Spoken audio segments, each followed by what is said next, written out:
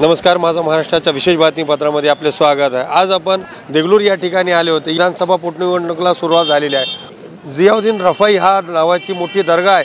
या दर्गावर काही गुंडे प्रवृत्तीच्या लोकांनी अवैध रीतीने विक्री केलेली आहे आणि कब्जा केलेला आहे।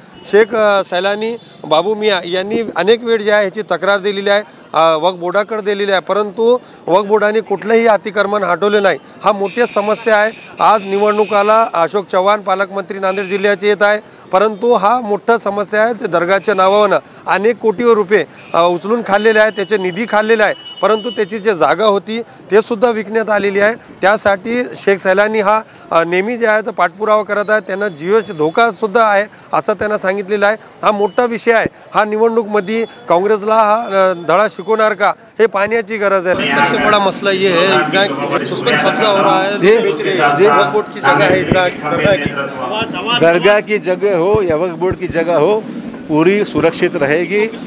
लैंड रिकॉर्ड देखा जाएगा और लैंड रिकॉर्ड के जो भी है उसके अनुसार, चाहे वक्फ बोर्ड की हो या ईदगाह की हो, उसके ऊपर किसी को अतिक्रमण हम नहीं होने देंगे, ये पूरा ख्याल रखेंगे। इसके अंदर कांग्रेस है, सीधा ओपन कर रहा हूँ बात, कांग्रेस के लोग हैं इसके अंदर, मिले हुए लोग हैं।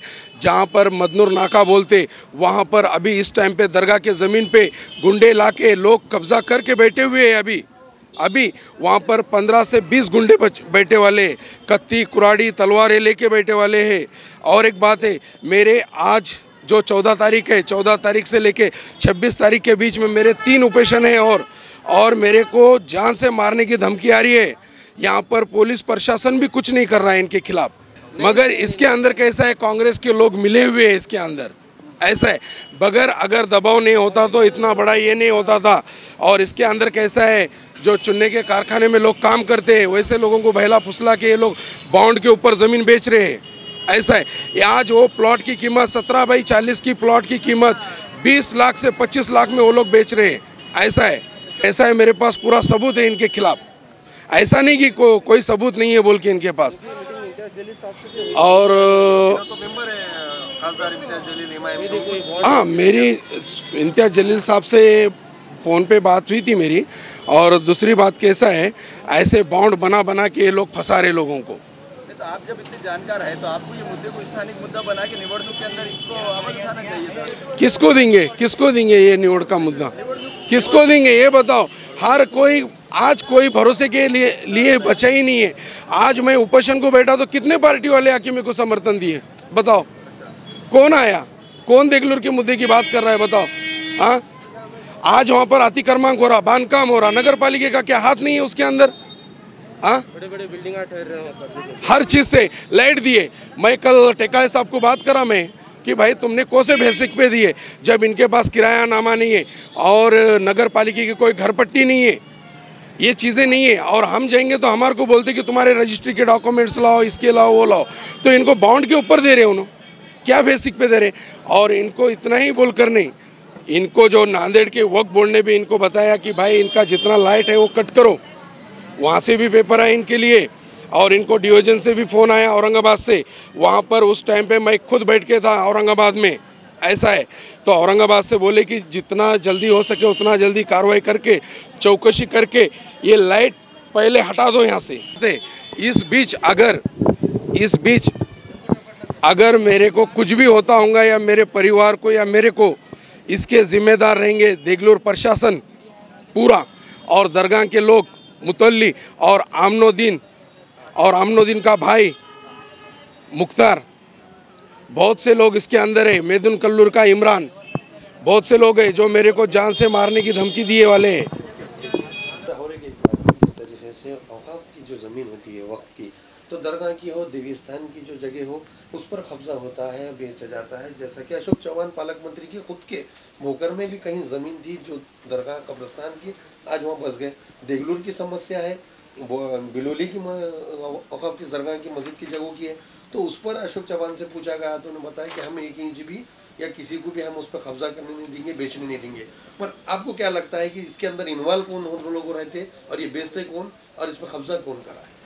देखिए, मैं आपको क्लियर बोलता हूं कि जितने औकाफ के ज़मीनों पे नाजायज़ कब्ज़े हैं, एक तो वो कांग्रेस के डायरेक्ट लीडरान के हैं, जिन भास्करराव पाटिल खतगांवकर को अब आमद के लिए, यानी आमद की बात ही नहीं, वो तो जड़ी कांग्रेसी है, लेकिन उनको भेजा गया था भाजपा में एजेंट के तौर पे और एक सत्ता का सुख लेने के लिए। जिधर सत्ता उधर जाते हैं। इनका कोई जैसे इनका कोई ईमान धर्म पार्टी वार्टी कोई नहीं रहती, ये सत्ता के लालची है, जिधर सत्ता मिलती है उधर चले जाते हैं। खैर उनकी आमद की तैयारियां हो रही है, वो वापस से सेक्युलर बन रहे हैं, उनके ऊपर सेक्युलर बनाने का, पवित्र बनाने का काम अभी चालू हो रहा है। वो भास्करराव पाटिल खतगांवकर ने कितनी वक्फ की ज़मीनें हर मुसलमान को मालूम है। खुद अशोक चौहान के राइट हैंड लेफ्ट हैंड ने जितने औकाफ के ज़मीनें, एक तो खुद कांग्रेस के लीडरान हड़पते हैं या फिर कांग्रेस के लीडरान जिनके बैक में रहते हैं ऐसे एजेंट लगा के हड़पते हैं। तो ये औकाफ की ज़मीनों का तो पहले ही सत्यानाश है। देगलूर की आवाम लड़ रही है, औकाफ की ज़मीनों के लिए आंदोलन कर रही है, लेकिन आज तक कभी अशोक चौहान ने बुला के पूछा उनको,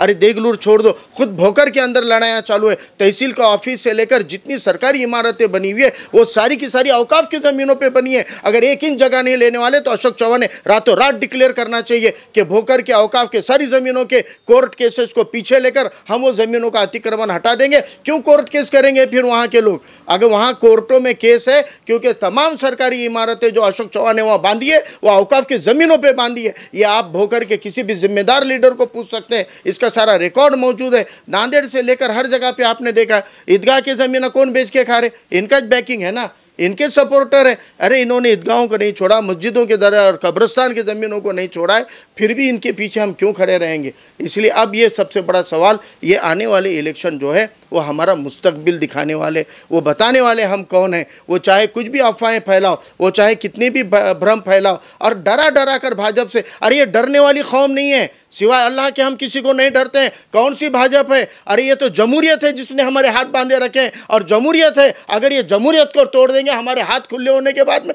डरने वाली कौम नहीं है हम। ईमान रखते हैं, पुख्ता ईमान रखते हैं, मनगट में दम है। हम जैसे तरीके से हमारे सामने की चाल होगी वैसे तरीके से हम जवाब दे सकते हैं। डरा रहे किसको है ये? और इन्होंने कौन सी हिफाजत की? अरे 2 सीट थी ना भाजपा की, सिर्फ 2 सीट थी ना, ये कांग्रेस थी तब से, आज 313 भाजपा हो गई। कौन सा रोका उन्होंने? मुसलमानों ने अकेले गुत्ता नहीं लिया है, मुसलमानों ने गुत्ता नहीं लिया है, और लेते भी, लेकिन ये सच्चे सेक्युलर होते, ये सच्चे इनके लीडरान। आज मेरा एक सवाल है कि आज प्रियंका गांधी, राहुल गांधी किसानों पे हमला हुआ, मर तड़ के अरेस्ट होकर वहाँ पहुँच रहे हैं। हाथरस की घटना हुई, हमारे दलित बहन पे अत्याचार हुआ, गिर पड़कर पुलिस का मार खाकर राहुल गांधी वहाँ पहुँच रहे हैं। आज मुझे बताइए आप, 50 से ज़ायद यूपी के अंदर मॉब लिंचिंग की घटना हुई, एक घर में राहुल गांधी कभी गए क्या?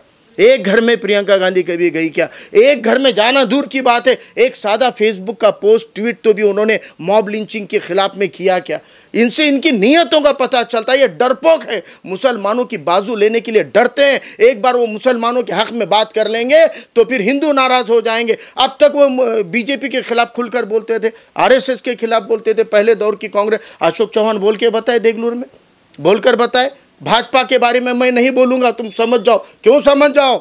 तुमको शर्म आ रही है, तुमको डर लग रहा है आरएसएस वालों का, या तुम खौफजदा हो मोदी से? आप क्यों नहीं बोलते हो भाजपा के कुकर्म क्या है? मुसलमानों पे क्या जुल्म हो रहा है, दलितों पे क्या जुल्म हो रहा है? अशोक चौहान के मुंह क्यों सिल गए? क्यों खुलकर नहीं बोल रहे हैं? क्योंकि उनको मालूम है अगर हम खुलकर बोलेंगे तो हिंदुत्ववादी हमको वोट नहीं देंगे। शिवसेना जो भगवी हमारे साथ आ गई है वो नाराज होगी, इसलिए वो नहीं बोलेंगे मुसलमानों के हक में खुलकर, वो कड़वे हिंदुत्ववाद के खिलाफ खुलकर नहीं बोलेंगे। इनके ढोंग को पहचानो, ये पूरे गीदड़ है जो शेर की चमड़ी पहनकर आकर हिफाजत का दम भरते हैं। इनको पहचानने का काम आने वाले दौर में इंशाल्लाह देगलूर की आवाम ने तय कर लिया है। देगलूर, बिलोली, कुंडलवाड़ की आवाम खुलकर इंशाल्लाह इसके अंदर उनको नतीजे बता देंगे कि आवाम किसके साथ में है। आता आपल्या दुचाकीला सजवा फॅन्सी स्पेअर पार्ट, नवनवीन डिझाईनचे fancy LED, fancy meter, handle weight light, indicator, footrest, handle weight meter, fancy lever, LED पट्टी, 2 व्हीलर रिमोट किट उपलब्ध। नवनवीन आकर्षक डिझाईनचे फॅन्सी पार्ट मिळण्याचे एकमेव ठिकाण, एक वेळ अवश्य भेट द्या। Top automobile, Hingoli gate, Nanded.